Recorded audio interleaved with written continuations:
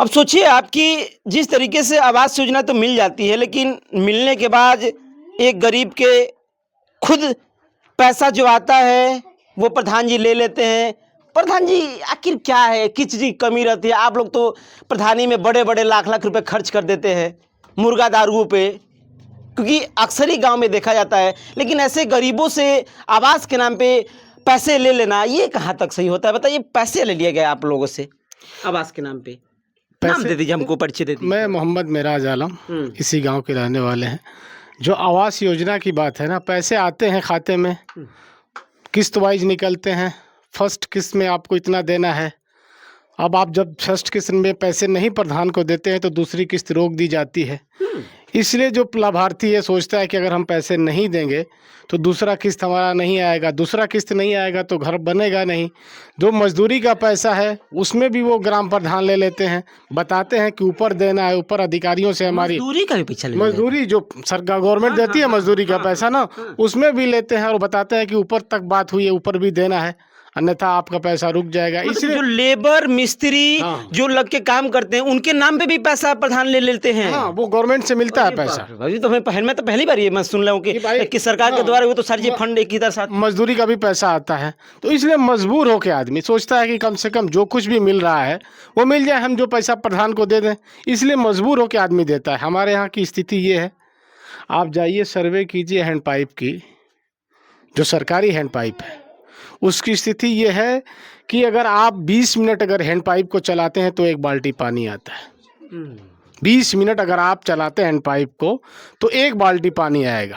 तो मरम्मत के नाम पे तो लाखों रुपए आ रहे हैं। मैंने इसकी शिकायत सेक्रेटरी महोदय से किया, वो बोले मैंने ग्राम प्रधान से कहा, ग्राम प्रधान ने उनकी शिकायत सुनी, रिपेयर अब तक नहीं हुआ। वो कल बगल में ही है, अभी ये कल परसों की बात है।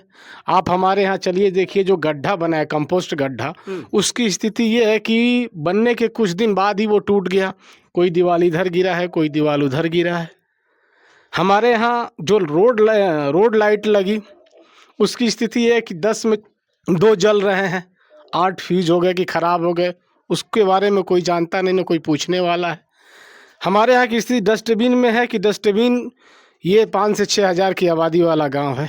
अगर आप डस्टबिन का आंकड़ा निकालेंगे तो मिनिमम 6 जगहों पे लगा है, 6 या 7 जगहों पे, वो भी धार्मिक स्थलों पे लगा है। हालांकि 6 से 7 हज़ार की आबादी है।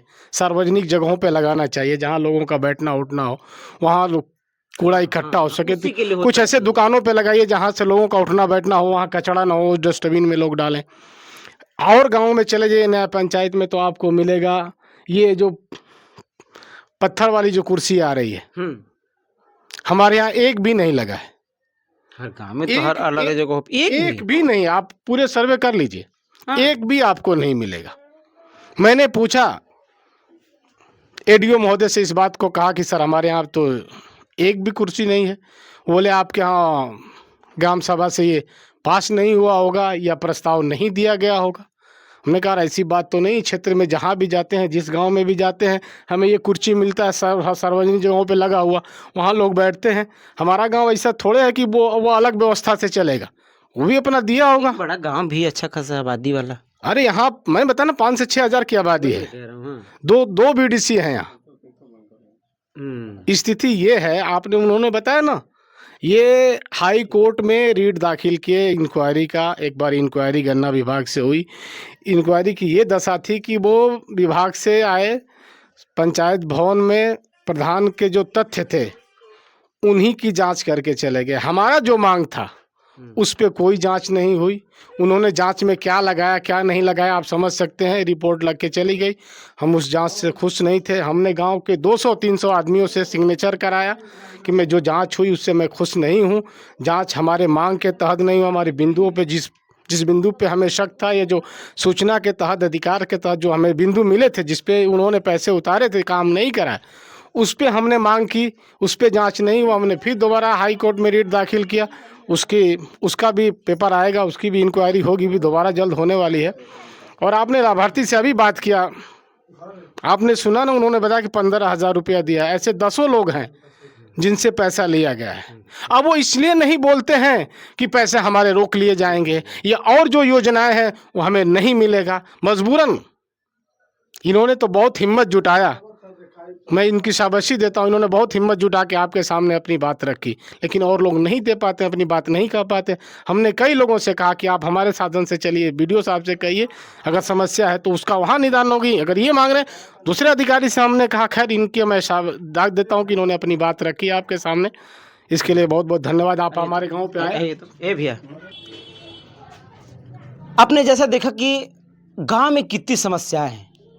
भैया ने बताया कि इतनी समस्या इस गांव में है कि जहां तक समुदाय एक तरह से जहाँ कहा जाता है कि बैठने के लिए आमतौर पे जो कुर्सियां वगैरह लगी होती है वो आपके गांव में नहीं है, कल नहीं सुधर पाया है। इनमें अगर मोटा मोटी मैं अगर बात करूं तो इतनी बड़ी आबादी में सुविधा नाम की कोई चीज़ आपके गाँव में नहीं है ना?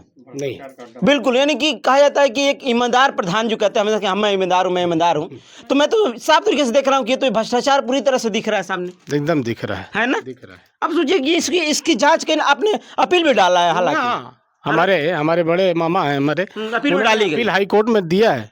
जांच इसकी चलने वाली है इसकी जांच के लिए के लिए। अब सोचिए कि जांच के लिए भी अपील डाली गई है। अब देखते हैं कि आखिर में जांच इसमें किस तरीके से की जाती है।